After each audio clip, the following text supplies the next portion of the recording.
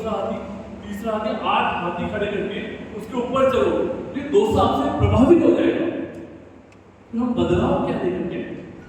अगर हम भी वही करेंगे दबंगता, हम भी अगर वही जाति का गेम खेलने की बात करेंगे, हम भी अगर वैसे दिखावे का खेल करेंगे, हमारे कार्यकर्ता बोल रहे हैं कि कैंडिडेट 5 गाड़ियों के जुलूस में चलनी चाहिए।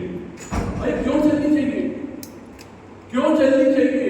अगर दौसा ऐसा है तो हम दौसा में बुनियादी तौर पर बदलाव करने की कोशिश करेंगे, हम लोगों के दिलो दिमाग को बदलने की कोशिश करेंगे।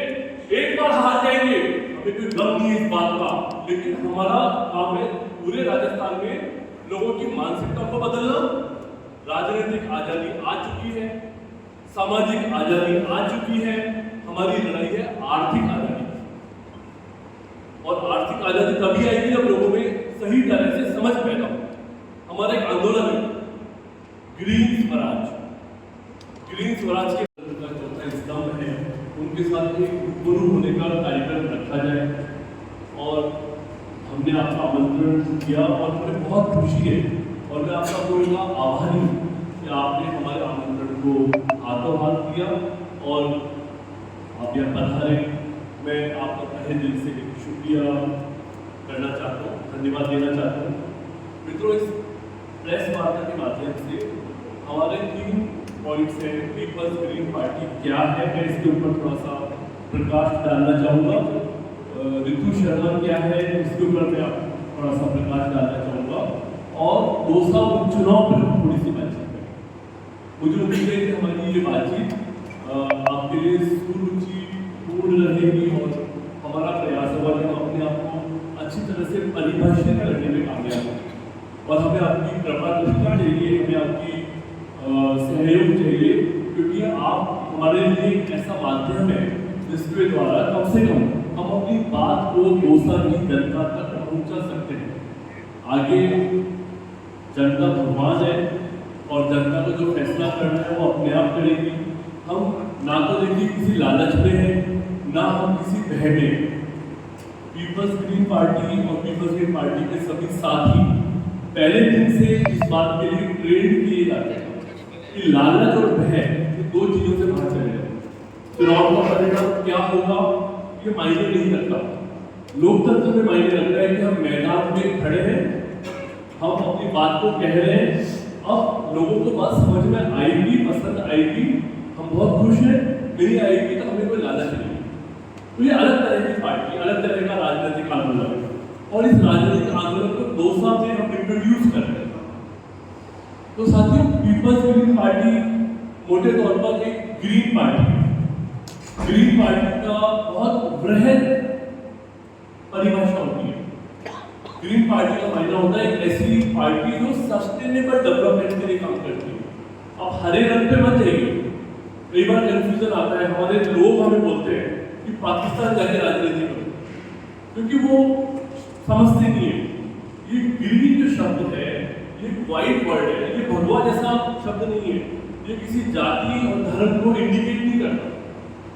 ग्रीन शब्द करता है एनवायरमेंट, ग्रीन शब्द करता है प्रोग्रेस को, ग्रोथ को, ग्रीन शब्द करता है सस्टेनेबल डेवलपमेंट को, ग्रीन शब्द डिनोट करता है optimum utilization of resources, green शब्द करता है कंजर्वेशन ऑफ नेचर और बहुत सी ऐसी चीजें। एक बड़ा बृहद शब्द है जो यूनाइटेड नेशंस ने 2017 में डिक्लेयर किया, SDG सस्टेनेबल डेवलपमेंट गोल। दुनिया को बचाने के लिए 17 गोल निर्धारित किए कि ये 17 तरीकों से दुनिया को आगे ले जाना चाहिए। पराजित हो चुके लोग उनको ताकतवर बनाने वाली पार्टी है, लेकिन ताकतवर लोगों को भी और ताकत देने वाली पार्टी। यहाँ हम पूरी तरह से कम्युनिस्ट पार्टी और कांग्रेस पार्टी से दूर है। वो नारा लगाते हैं कि गरीब के साथ है, वो नारा लगाते हैं कि हम दलित के साथ हैं, और वो गालियां बकते हैं अडानी और अंबानी को। हम बेसिकली राजस्थान की, दौसा की और भारत की आर्थिक उन्नति के साथ हैं।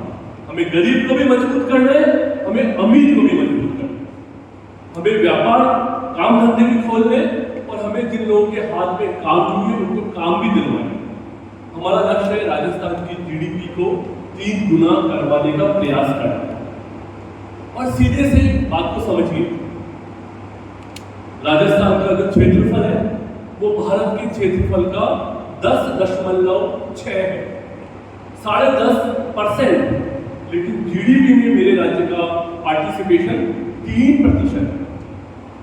तो मैं मेरा मिनिमम हक भी अगर नहीं लूंगा, आप सोचिए, अगर मैं 10% हक ले लूं, मेरा जीडीपी योगदान हो, मेरे यहाँ पे इतने कल कारखाने हो, मेरे लोग इतना काम करते हो, इतना उत्पादन करते हो, 10% मेरा क्षेत्र है और 10% मेरा जीडीपी हो, ये मेरी पार्टी का टारगेट है।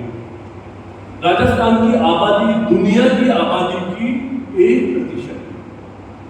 हम 8.5 करोड़ लोग हैं और दुनिया में 850 करोड़ लोग रहते हैं। हम 1% हैं। हमारा जीडीपी दुनिया की जीडीपी का 0.2%। तो हम चाहते हैं कि हमारा जीडीपी ग्रो करे 5 गुना और राजस्थान दुनिया के औसत जितना तो बन जाए। अभी अमीर बनाने की बात नहीं कर रहा, पहले भारत का औसत लेंगे, फिर दुनिया का औसत लेंगे, उसके बाद हमारा लक्ष्य है यूरोप, चाइना, ताइवान, जापान और कोरिया जैसा मुल्क है। राजस्थान का विकास उसी तर्ज पर। हमारे जो मिनिमम मानव सूचकांक है, भले वो जेंडर इक्वेलिटी की बात हो, दौसा जैसी जगह पर जेंडर इक्वेलिटी एक बड़ा क्वेश्चन है। महिलाओं का अधिकार और महिलाओं की सुरक्षा। मुझे यहाँ पर दौसा पीजी कॉलेज के अंदर काम करने वाले कर्मचारियों से मेरी बातचीत हुई कि लड़कियों को कॉलेज में आने में डर लगता है। कुछ खास गिरोह भले भारत हो, लेकिन तालिबान की तरह से लड़कियों को टॉर्चर कर रहे हैं।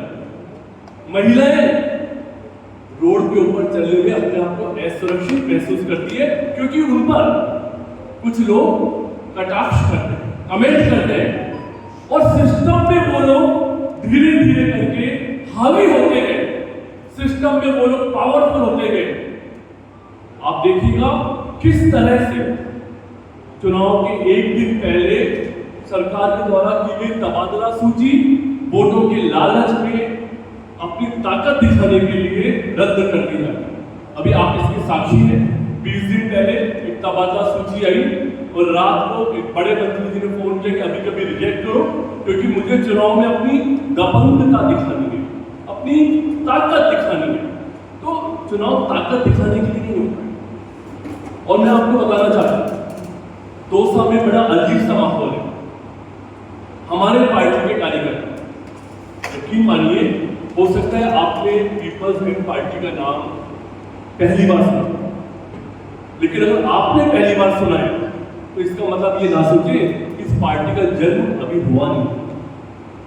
आपने हो सकता है कि इजराइल का नाम ना सुना 5000 साल से, आपने हो सकता है कि कमला हैरिस का नाम 6 महीने पहले सुना हो, लेकिन डेमोक्रेटिक पार्टी 200 साल से। मेरे पार्टी के संयोजक नवल किशोर शर्मा मेरी पार्टी से 2014 से जुड़े हुए, इज द फर्स्ट वर्कर। मेरे जिला अध्यक्ष महोदय, मेरी उम्मीदवार 2017 से पार्टी के सक्रिय सदस्य। तो दौसा में हमारा पेनिट्रेशन हर एक गांव के अंदर। हमारे लोग कमजोर हैं, गरीब हैं, दलित हैं, बहुत पावरफुल लोग नहीं है जो बड़ी बड़ी फॉर्चूनर कारों के अंदर या जिनके पास 100 बीघा जमीन हो या जो बड़ा सरकारी योजना का लाभ लेकर के बैठे हुए।